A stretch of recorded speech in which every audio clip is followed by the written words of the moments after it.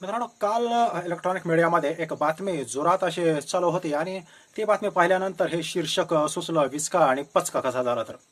एकदा मंत्रिपदाची शपथ घेतल्यानंतर मुख्यमंत्री आणि दोन उपमुख्यमंत्र्यांनी शपथ घेतली. तरी देखील साधं मंत्रिपदाचं वाटप करण्यासाठी सुद्धा शिंदे असतील, दादा असतील किंवा फडणवीस असतील, हे दिल्ली दरबारी गेला. मात्र या सगळ्या मागे एक खूप मोठं असं कांड आहे.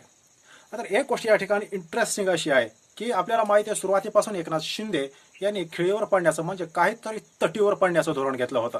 अगदी सुरुवातीला तर आपण शपथच घेणार नाही अशा प्रकारची त्यांनी भूमिका घेतल्यानंतर हळूहळू हळू करत ते वाकत गेले. आणि ते किती वाकले हे आपल्याला या ठिकाणी शपथविधी समारोहामध्ये त्यांचा जे एक फोटो आला त्यावरून आपल्याला कळत आहे. पण या ठिकाणी एकनाथ शिंदे यांचा एक प्रकारे विचका आणि अजितदादांचा पचका या ठिकाणी का झालाय.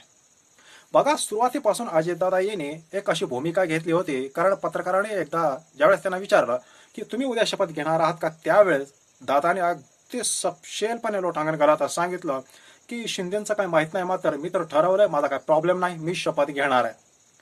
आता हा जरी मिश्किलपणे किंवा एका हास्यावरी जरी हा विषय जरी नेला असला ना, सुरुवातीपासून अजितदादा यांनी जी भूमिका घेतली ती हेच की एकनाथ शिंदे काहीसा भारतीय जनता पक्षाला डोळे दाखवतायत किंवा एक नाराज होणं किंवा हे केलं तर मी ते करेन, ते केलं तर मी असं करेन, अशी प्रकारची भूमिका घेत आहे. आणि या सगळ्या भूमिकेमध्ये आपल्याला एक चान्स आहे, आपण मोदी आणि शहा यांच्या नजरेमध्ये गुड बाय बनण्याची पुरेपूर प्रयत्न अजितदादा यांनी केला. म्हणजे त्यांनी काय केलं की आपण आपली काहीच मागणी नाही, जे मोदी ठरवतील ते, जे शहा ठरवतील ते, अशा प्रकारची भूमिका घेऊन मी कसा चांगला आहे हे दाखवण्याचा अजितदादा यांनी प्रयत्न केला. पण का?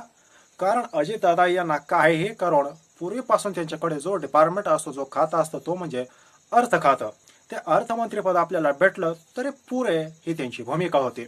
आणि एकनाथ शिंदे यांना गृह खातं हवं होतं, त्यासाठी त्यांनी थोडंसं ताठर भूमिका सुद्धा घेतली. मात्र एकनाथ शिंदे यांना अमित शहा आणि देवेंद्र फडणवीस यांनी सरळ केला. पण मुद्दा अजितदादांचा आहे, कारण जी बातमी दिवसभर एका माध्यमानं लावून धरली ती बातमी ही होती की पहिली 5 खाते म्हणजे नगरविकास असतील, गृह असतील, अर्थ असतील, महसूल असतील, यासारखी पहिली जी 5 खाती महत्वाची असतात, ती सगळी महत्वाची 5 खाती ही भारतीय जनता पक्षाकडे राहणार आहे.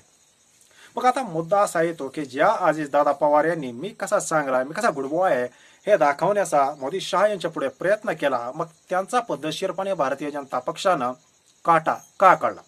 अजितदादा यांनी तर कुठलीही अशी धमकी किंवा इशारा किंवा बैठकीला टाळाटाळ अशी कुठलीही भूमिका घेतली नव्हती. तरी देखील भारतीय जनता पक्ष ना एक असा पक्ष आहे, त्यांना बरोबर माहिती आहे कुणाला कसं कधी खायचं, कुणाचा कडीपत्ता करायचा. म्हणजे आपल्याला माहिती आहे कडीपत्ता म्हणजे चवीपुरतं काढून फेकायचा गरज संपली की. तसं दादांना असं वाटलं की आपण जर थोडं गुलूगुलू केलं, आपण थोडं गोळी गुलाबीने जर भाजपसोबत राहिलं, मोदी शहा यांच्यासोबत राहिलं, तर नक्कीच एकनाथ शिंदे यांना वाईट ठरवता येईल. किंवा मी एकनाथ शिंदे यांच्यासारखा नाही, मी खूपच ज्याला आपण म्हणतो ना सरळ मार्गे आणि तुमचं आज्ञाधार आज्ञा मांडणारा आहे, असं एक प्रकारे त्यांनी स्वतःची इमेज निकाल लागल्यापासून शपथविधीचा कार्यक्रम होईपर्यंत त्यांनी तयार केली. पण त्यांच्या जे मनात होतं ते मात्र काहीही होताना दिसत नाही. कारण देवेंद्र फडणवीस यांनी देखील हे स्पष्ट केलं आहे की आमचं आधीच ठरलेलं आहे. आणि त्यामुळं असं म्हटलं जातं की अजितदादा आणि एकनाथ शिंदे यांनी जर शपथविधीला यायला नकार दिला असता तरी भारतीय जनता पक्षानं स्वतःच्याच लोकांचा शपथविधी त्या ठिकाणी उरकला असता. आणि त्यामुळे यायचं आहे तरी या, नाहीतर तिकडंच तडफडा, अशी भूमिका भारतीय जनता पक्षानं शिंदे गट आणि अजितदादा गट यांच्या बाबतीत घेतली आहे. मात्र एकनाथ शिंदे यांनी अदळापट करून त्यांना गृह विभाग काय मिळणार नाही हे देवेंद्र फडणवीस यांनी जवळपास स्पष्ट केलंय. आणि आपल्याला माहिती आहे अमित शहा हे सुद्धा गृह विभाग सांभाळतात आणि त्यांचं आणि राज्याचं कनेक्शन व्यवस्थित राहावं म्हणून तो विभाग देवेंद्र फडणवीस यांच्याकडे ठेवणार आहेत. मात्र विषय ग्रहचा तर आहेच, मात्र त्या पुढे जाऊन अजितदादा यांचा सुद्धा हा विषय आहे की दादा इतकं सरळ मार्गे जात असताना सुद्धा त्यांना सुद्धा फार काही डिमांड द्यायचा नाही, म्हणून त्यांच्याकडे सुद्धा अर्थ खातं हे दिलं जाणार नाही. म्हणजे एकनाथ शिंदे आणि अजितदादा यांच्याकडे 4थ्या, 5व्या, 6व्या अशा क्रमांकाचे उद्योग खातं, असं अमुक खातं, तमुक खातं, म्हणजे कुठंतरी नामधारी ते त्या ठिकाणी राहिले असून नावाला फक्त उपमुख्यमंत्री असणार असून सुरुवातीची महत्वाची खाती ही भाजप स्वतःकडे ठेवणार आहे. आणि त्यामुळं पुन्हा त्या वाक्याची आठवण येते. प्रचार सुरू होता त्यावेळेस अमित शहाजी असं म्हणाले होते की 2024ला आमचा नाविलाज आहे, म्हणून मित्रपक्षांसोबत सत्ता स्थापन करू आणि 29ला स्वतःच्या हिमतीवर सत्ता बनवू.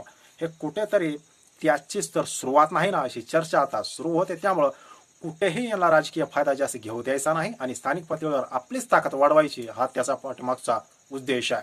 तुम्हाला या सगळ्या प्रकाराबद्दल काय वाटतं ते कमेंट नक्की करा. आणि भारतीय जनता पक्षानं अजितदादा गट आणि एकनाथ शिंदे यांचा कडेपत्त्यासारखा वापर सुरू केलाय का? कमेंट नक्की करा. धन्यवाद.